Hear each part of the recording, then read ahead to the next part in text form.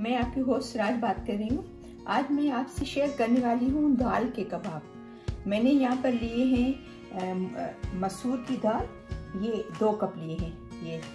ये तकरीबन होता है 250 ग्राम, तो उसका मतलब है ये 500 ग्राम्स है दाल। तो उसको मैंने रात को 1 घंटा पहले भिगो के रखा था। तो ये यहाँ पर ये है मसूर की दाल एंड मूंग की दाल। आप इसको खाली मूंग की दाल के भी बना सकते हो और खाली मसूर की दाल के भी बना सकते हो, और आप चाहो तो चने की दाल से भी बना सकते हो। और इसमें मैंने डाला है ये 1 कप तकरीबन प्याज। इसको मैंने यहाँ पर ये पहले से काट के रखा है। और ये मैंने तकरीबन 1 बंच जो है वो धनिया है, इसमें मैं डाली हूँ।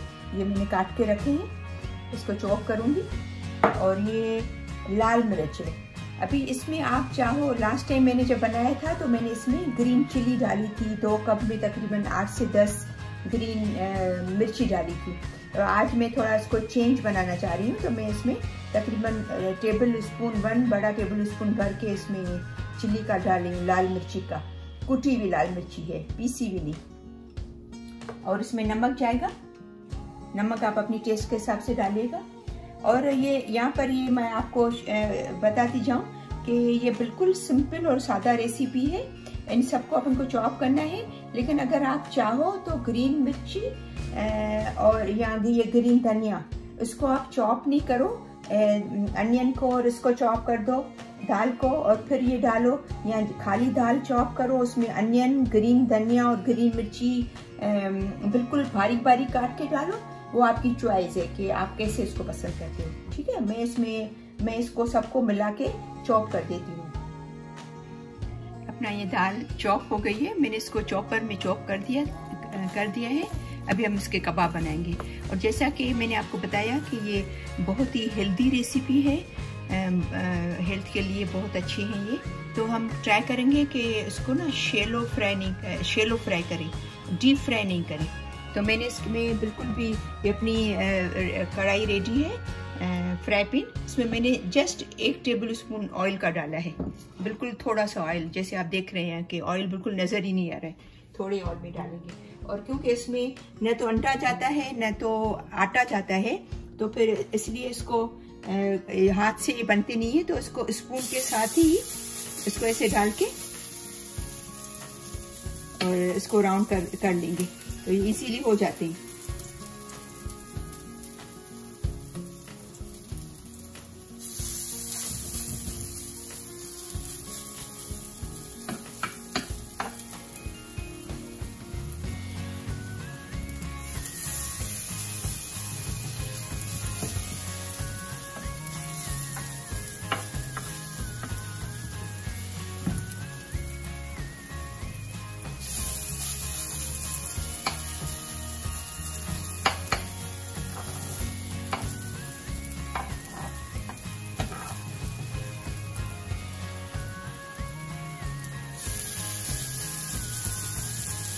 इसको इवन आपको हाथ डालने की जरूरत नहीं है, ये स्पून से इसको हल्का सा इसको राउंड शेप कर लोगे तो ये हो जाएगा। क्योंकि न तो उसमें अंडा है न तो उसमें आटा है, ये सिर्फ दाल और अनियन, मिर्ची और नमक और दाल है, बस। इसके अलावा और कोई भी चौथी चीज नहीं है।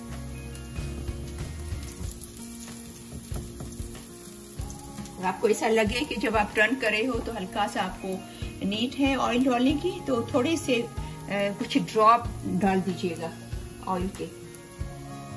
उसको बिल्कुल हल्के हाथ से अपन को टर्न करना है, क्योंकि ये जो है वो इजीली टूट जाते हैं। तो इसलिए इसको बिल्कुल स्लोली हल्के हाथ से इसको टर्न करना है।